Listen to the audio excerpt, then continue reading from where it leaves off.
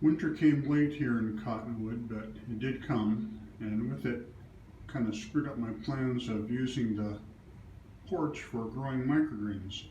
So instead, I went out and bought this shelving unit, this wire shelving unit from Walmart. It's about 3 feet by 14 feet and about 54 inches high.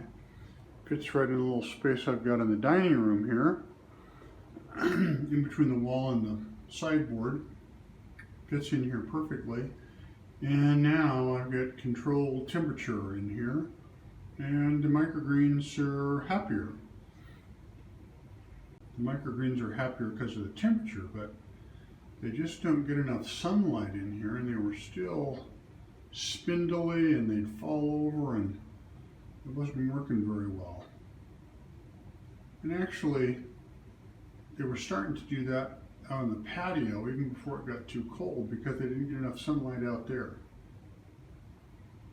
So I decided to try some grow lights. So I bought these Barina LED full spectrum grow lights, and then I installed them on the shelving units underneath the shelves, here and here and here, all the shelves that I could put them on. And the grow lights look something like this. See, there's a bunch of LEDs on a strip. I just attached them to the bottom of the shelves. And the microgreens really like it. They grow better in here in the winter than they did in the summer out on the porch. So with the plants in here and all the grow lights on, you can see that they're growing quite well. Let's see, today's the 19th of January.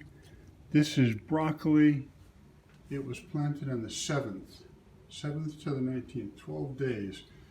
And it is pretty bushy, pretty big. Some great big leaves there in the middle. This is red cabbage. It was also planted on the 7th. You can see how big it is. The great big leaves in there. Really doing well. This down here, this is brown mustard. This was planted on the 9th. Once again, very robust growth. Here, this is some red cabbage. I planted on the 14th. So in 5 days, it's done quite well. It's growing pretty big, pretty fast. Under the grow lights. I leave the grow lights on 24 hours a day, and they seem to grow even faster. Something else I did, I got some sand and put some sand in some spare trays, and that's what I use for putting on top of the seeds before they germinate. I was stacking the trays on top of each other, but this seems to work out better.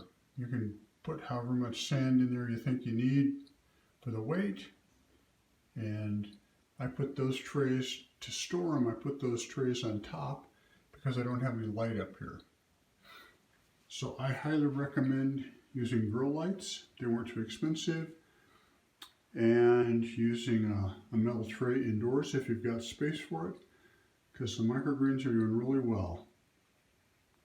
Here you can see the LEDs on the bar, on the grow light, full spectrum grow light bar. It works quite well. So far I've been growing these microgreens in dirt, potting soil, but I'm going to try something different now. I'm going to try grow mats and hydroponics. I got these grow mats from New Leaf. I'm going to get a little bit of hydroponic fertilizer to put in the water. The instructions say you put a little bit of water in the bottom of the tray, you swish it around, making sure the grow mat gets wet, put seeds on it, spray the top of the seeds with a mister, and then cover the whole thing with another tray.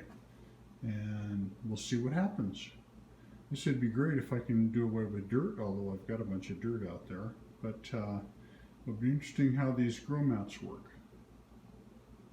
Okay, this is my first attempt at using hydroponics. I've got a grow mat in there and put a bunch of radish seeds in there. Put some water on the bottom, spray the top of them. Now we'll cover them up and we'll see how they do.